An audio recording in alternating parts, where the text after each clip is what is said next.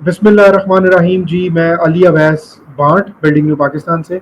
आज हमारे साथ जो हमारे दोस्त मौजूद हैं असद असद रहमान।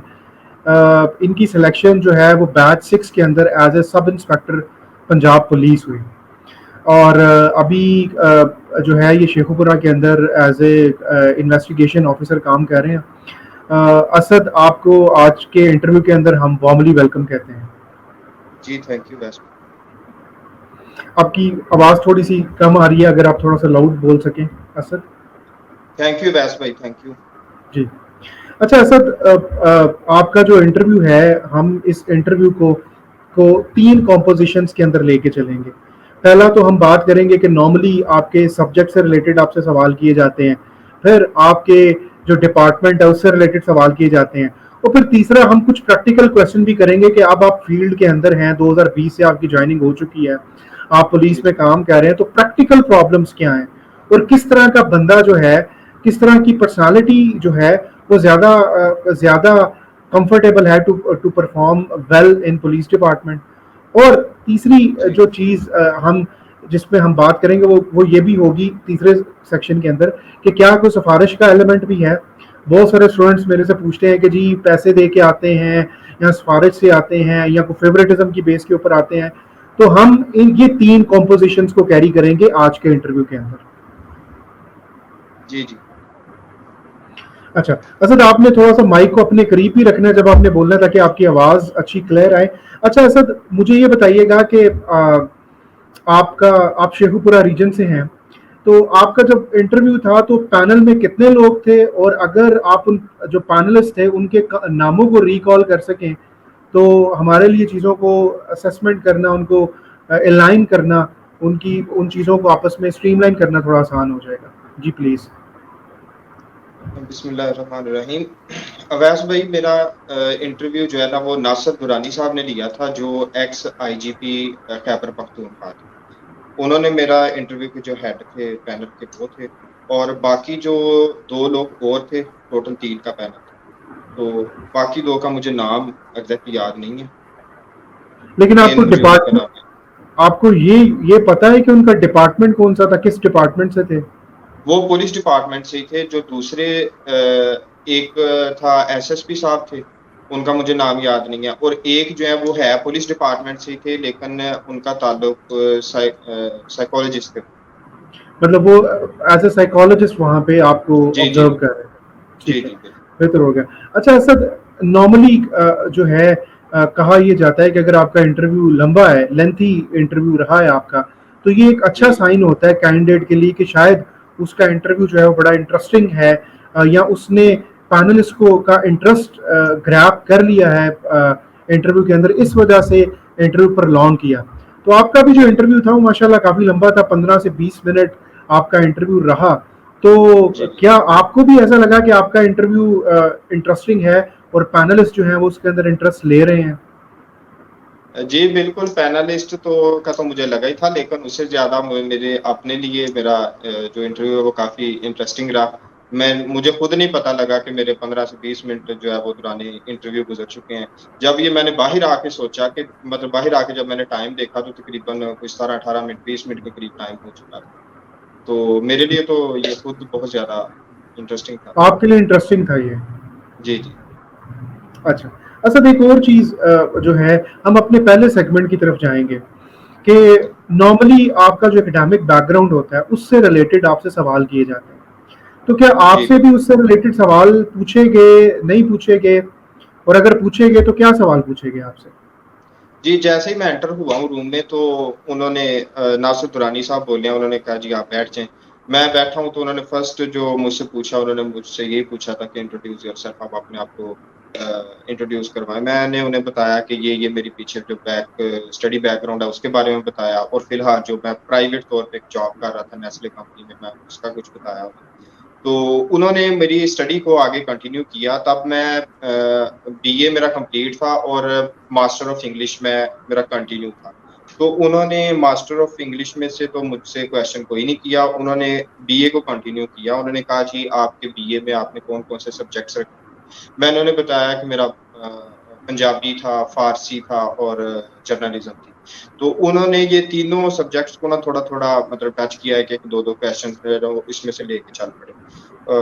فارسی کا پہلے انہوں نے مجھ سے پوچھا, انہوں نے کہا جی آپ کو کوئی شعر سنا سکتے ہو فارسی میں, تو میں نے انہیں کہا نہیں جی مجھے شعر تو کوئی اس وقت یاد نہیں ہے, لیکن میں آپ کو ایک نعت کا کوئی ایک شعر سنا سکتا ہوں, یا پھر میں آپ کو کوئی کہاوت سنا سکتا ہوں. انہوں نے کہا جی آپ کہاوت سنا دیں. تو میں نے پھر انہیں ایک کہاوت سنائی فارسی کی, وہ مولانا رومی کی بڑی مشہور کہاوت ہے. تو وہ کہاوت کا جو لباب تھا وہ یہ تھا کہ جو کسی ملک کا جو بادشاہ تھا, اسے کوئی بیماری لاکی, حکیموں نے اسے بتایا کہ اس خصوصیات کا کوئی لڑکا ہو, وہ آپ اسے اس کا جو بائل ہے وہ نکال کے اپنے آپ میں ٹرانسپلانٹ کروا لیں تو پھر آپ بچ سکتے ہو, ورنہ آپ کی موت پکی ہے. تو وہ لڑکا انہیں مل جاتا ہے. جب وہ اسے ذبح خانے میں لے کے جاتے ہیں, جب اسے قتل کرنے لگتے ہیں, تو وہ آسمان کی طرف دیکھ کے مسکراتا ہے.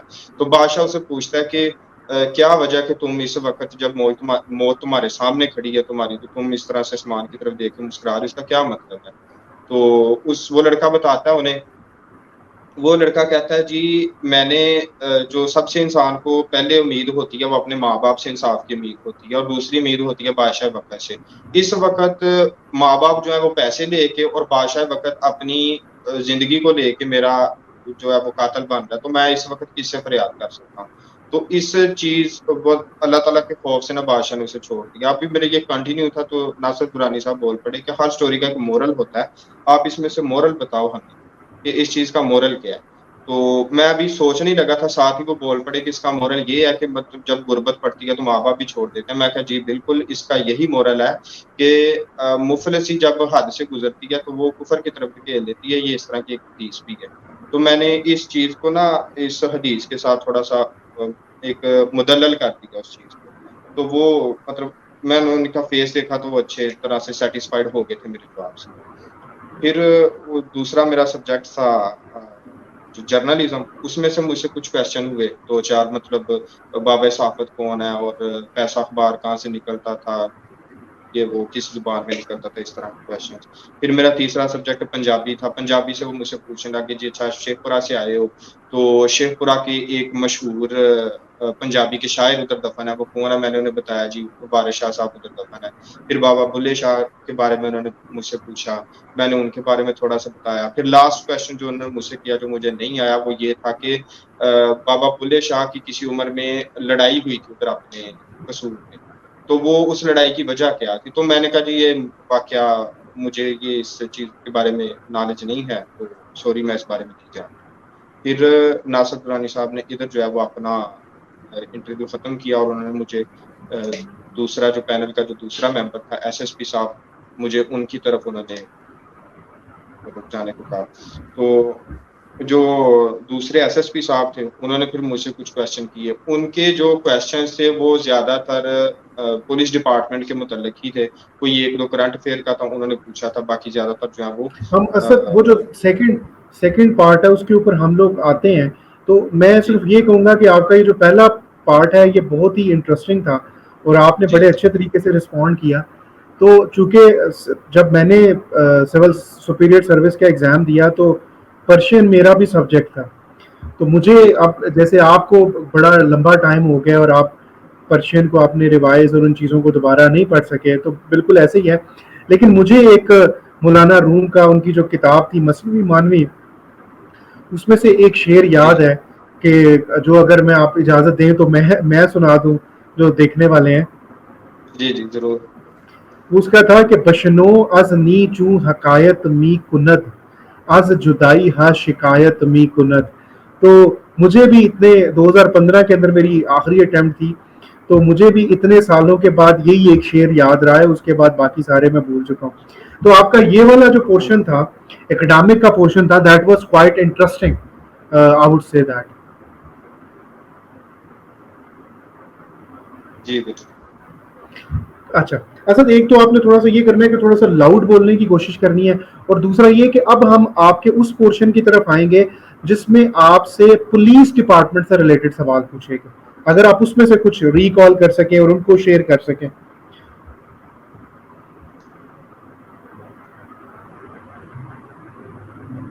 जी, जी सेकंड जो मेंबर थे ना एसएसपी साहब, उन्होंने मुझसे ज़्यादातर पुलिस डिपार्टमेंट के बारे में ही क्वेश्चन किए थे। आवाज़ आ रही मेरी आपको? जी आ रही है। जी, सबसे पहले उन्होंने मुझसे जो डिपार्टमेंटल का क्वेश्चन किया वो ये था कि पुलिस जो है वो किस ज़ाब्ता कानून के तहत चलती है, सीआरपीसी क्या है? और पुलिस ऑर्डर 2002 के बारे में मतलब मुझसे पूछा। ये सारा कुछ मतलब पुलिस का ज़ाब्ता वगैरह के बारे में पूछ के उन्होंने फिर थोड़ा-सा करंट अफेयर का एक तो क्वेश्चन पूछा था।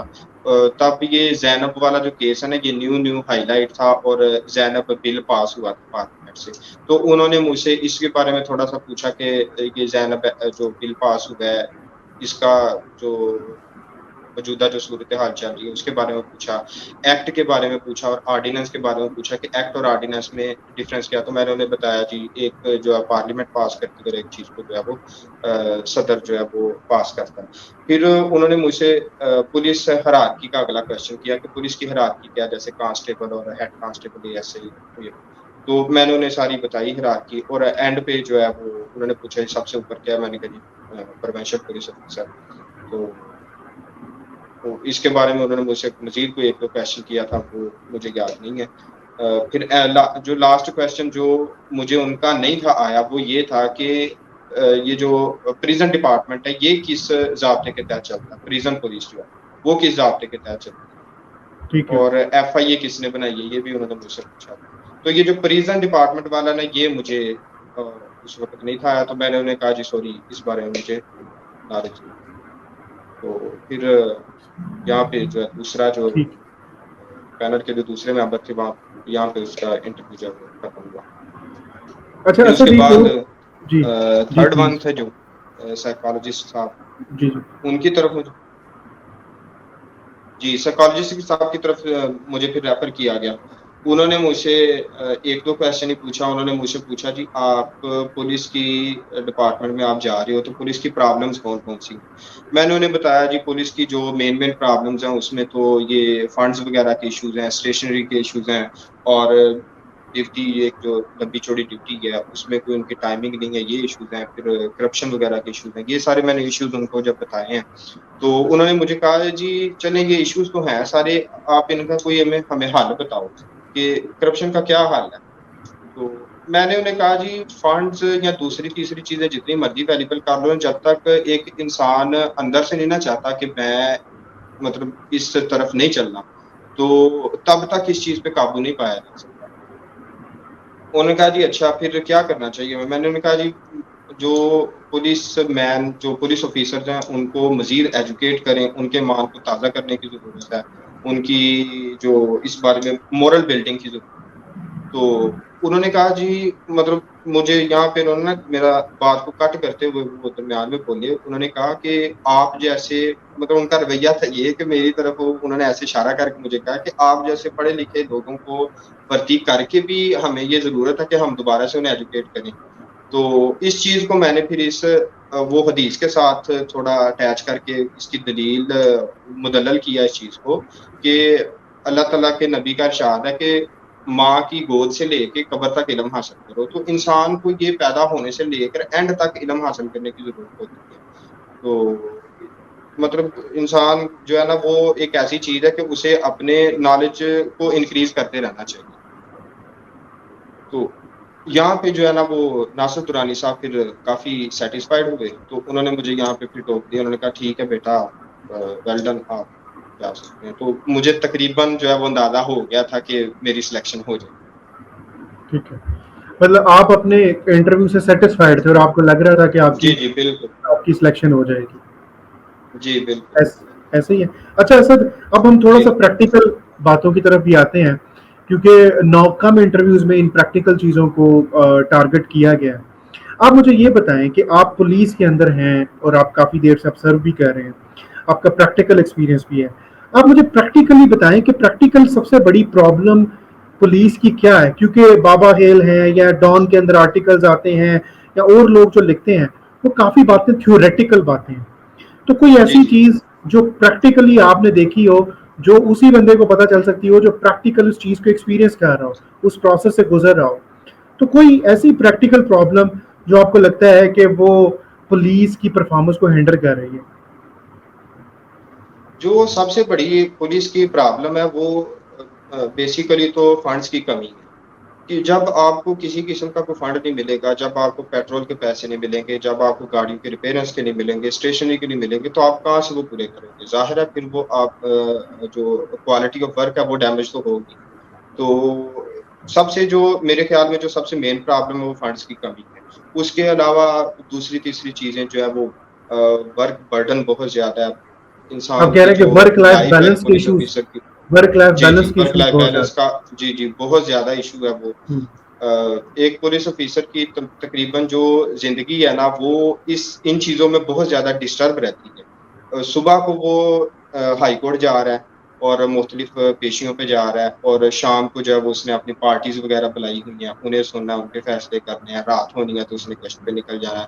اس کے ایون کہ فیملی کو تو دور کی بات، اس کی اپنی جو ہے وہ نیند نہیں پوری ہو رہی، اپنی جو فطری ضروریات ہے وہ نہیں پوری ہو رہی. یہ ساری پرابلمز ہیں. پھر پے کا بہت بڑا پرابلم ہے آج کل جو بنا ہوا ہے کہ جو حق حلال کی آپ کی پے ہے نا وہ تو بہت تھوڑی ہے. وہ اتنی تھوڑی ہے کہ آپ اس میں اپنے گھر کا اپنا چھوڑ دیں، اپنے گھر کا صرف جو ہے وہ خرچہ پانی نہیں پورا کر سکتے. تو ٹھیک ہے، ظاہر ہے پھر وہ جو یہ پرابلم ساری ساتھ ساتھ ہیں جو آپ کے آ. ٹھیک ہے. اسد ایک اور چیز آپ نے جو نیگیٹو یا dark side of police department تو آپ نے یہ تھوڑا سا دکھائی، اب کوئی برائٹر سائڈ بھی ہے پولیس کی جس کی وجہ سے لوگ اتنا لیور ہوتے ہیں اس ڈپارٹمنٹ کی طرف، بڑا اٹریکٹ ہوتے ہیں، اور گاؤں میں سے اگر کوئی سب انسپیکٹر کو تھانے دار ہو جائے تو لوگ مبارکیں بھی بڑی دیتے ہیں اور اکنالج بھی بڑی کرتے ہیں. تو کوئی برائٹر سائڈ بھی ہے اس جاب کی یا ساری کوئی ڈارک سائڈز ہی ہیں؟ جی برائٹر سائڈز کی طرف جائیں تو وہ بھی بہت زیادہ ہے. ظاہر ہے اگر پازیٹیو جمع مائنس کر کے اگر کسی چیز کا نکالا جائے نا، تو اگر کوئی چیز پلس میں جاری ہوتی ہے تو لوگ اس چیز کو جوائن کرتے ہیں. تو اس کی جو برائٹر سائڈز ہیں وہ یہی ہیں کہ آپ کی معاشرتی لیول پہ، سماجی لیول پہ اور خاندانی لیول پہ آپ کی جو رسپیکٹ ہے وہ بہت زیادہ بڑھ جاتی ہے. لوگ آپ کو پہلے وہ ویٹ نہیں دے رہے ہوتے جو بعد میں آپ کا ایک الگ مقام اور الگ قد کاٹ بن جاتا ہے آپ کے معاشرے میں. اس کے علاوہ جو آپ کے پرسنل ریلیشنز ہیں وہ بہت زیادہ ڈیولپ ہو جاتے ہیں، وہ آپ کو آپ کی زندگی میں ہر جگہ فائدہ دیتے ہیں. کیونکہ پولیس ایک ایسا ڈپارٹمنٹ ہے کہ اس کا اتنا بگ ورک کا کینوس اتنا بگ ہے کہ آپ جو ہے نا پولیس کو ایک مزدور سے لے کے بڑے سے بڑے چودھری تک، مطلب دنیا کے ہر طبقے کے ساتھ آپ کے ریلیشنز جو ہیں وہ بنیں گے اس ڈپارٹمنٹ. تو ایک یہ اس چیز کی برائٹر سائڈ آ جاتی ہے. اس کے علاوہ جو ہے وہ سرکاری ڈپارٹمنٹس وغیرہ میں آپ کی بہت زیادہ ہیلپ ہو جاتی ہے، مختلف آپ کے کام جو ہے وہ آپ کے نام سے ہی ہو جاتے ہیں. پھر جو سب سے زیادہ جو لوگوں کو فاسینیٹ کرتی ہے جو چیز، وہ ایک پروٹوکول ہے، معاشرتی پروٹوکول آپ کو مل جاتا ہے. تو یہ چیزیں لوگوں کو بڑی زیادہ فاسینیٹ کرتی ہیں. ٹھیک ہے، صحیح ہے. اچھا اسد، آپ اس کے پازیٹیو اور نیگیٹو کو جب اکویٹ کرتے ہیں تو آپ کو اس کے فائدے زیادہ نظر آتے ہیں یا اس میں آپ کو اس کے ساتھ آپ کو جو ہیں وہ ڈارک سائڈ زیادہ بڑی نظر آتی ہے؟ برائٹر سائڈ زیادہ بڑی ہے یا ڈارک سائڈ زیادہ بڑی ہے؟ نہیں، یہ اوبویسلی جب آپ، میں پہلے بھی بات کی کہ جب آپ جمع مائنس کرتے ہو نا ایک چیز کو، اگر وہ آپ کو پرافٹ دے رہی ہو تو آپ انسان ایسی چیز ہے کہ وہ پرافٹ کی طرف بھاگتا ہے. تو جب تک کوئی چیز آپ کو فائدے میں ہے نا تب تک آپ اس کے پیچھے جاتے ہیں. تو یہ ساری چیزیں کیلکولیٹ کر کے دیکھا جائے تو ایک سائڈ جو برائٹر سائڈ ہے نا اس کی بہت ہیوی ہے ڈارک سائڈ کی نسبت. ٹھیک ہے. وہ آپ کو معاشرے میں ایک الگ جو مقام مل جاتا ہے نا اس کا متبادل کوئی نہیں. وہ بہت ساری پرابلمز آپ کی لائف میں، خاص طور پہ پاکستانی سوسائٹی میں یہ چیز ہے کہ آپ کا جب تک معاشرے میں کوئی الگ مقام نہیں بنتا تب تک آپ سروائیو نہیں کر سکتے. ٹھیک ہے. اچھا اسد، آخری بات کر کے یار، پی پی ایس سی کے اندر جو آپ جیسے سب انسپیکٹر آئے ہیں، میرے بھی کوئی 100 سے زیادہ ہی اسٹوڈنٹ ہوں گے، تو کیا یہ لوگوں میں ایک پرسپشن ہے کہ جی میرٹوکریسی نہیں ہے اور اس طرح سے کچھ نہیں ہے؟ آپ کیا کہتے ہیں، میرٹوکریسی ہے؟ میرٹ کے اوپر لوگ آتے ہیں یا پیسے دے کے فیوریٹزم کی بیس پہ، سفارش کلچر کی بیس کے اوپر لوگ اس کے اندر سلیکٹ ہوتے ہیں؟ अवैस भाई जहाँ तक मुझे पता है ना, मेरे मुताबिक तो 100% मैरिड है। मेरे साथ जितने भी लड़के हुए हैं, इंक्लूडेड मी, मेरे साथ जितने भी दूसरे लड़के हुए, पता लग जाता है उनका भी, जो किसी अदर बैकडोर से जो आया होना उसका भी पता लग जाता है, और जो मैरिड पे आए हों उनका भी पता लग जाता है। मेरे साथ तकरीबन जितने लोग थे सारे के सारे मैरिड पे आए, तो इसमें ठीक। मेरे ख्याल में कोई डाउट नहीं है। मौजूदा हालात का मुझे नहीं पता, या लोग क्या इस बारे में सोचते हैं या क्या नहीं सोचते, लेकिन जो मैं अपनी राय दे रहा हूँ, मेरे मुताबिक जो है वो 100% इसमें मेरिट है। ठीक है। असद, आपके टाइम का बहुत शुक्रिया। और आप जैसे जो पढ़े लिखे लोग जो मेरिट के ऊपर जैसे आप बता रहे हैं, और मैं भी इस चीज़ के ऊपर बिलीव करता हूँ, जो मेरिट के ऊपर कंपटीशन को फेस करके सर्विस कमीशन के थ्रू आए हैं, आप लोगों के साथ बहुत सारी उम्मीदें वाबस्ता हैं कि आप कोशिश करेंगे कि जो ट्रेडिशनल जी पुलिस कल्चर है आप उसको चेंज करके पुलिस के परसेप्शन को और पुलिस के कल्चर को बेहतर कर सकें। बहुत सारी दुआएं हैं और बहुत सारी नेक इंशाल्लाह। तमन्नाएं हैं आपके प्रोफेशनल करियर के लिए। Thank you thank you. बहुत शुक्रिया, आपके टाइम का बहुत शुक्रिया सर। Thank you. जी जी।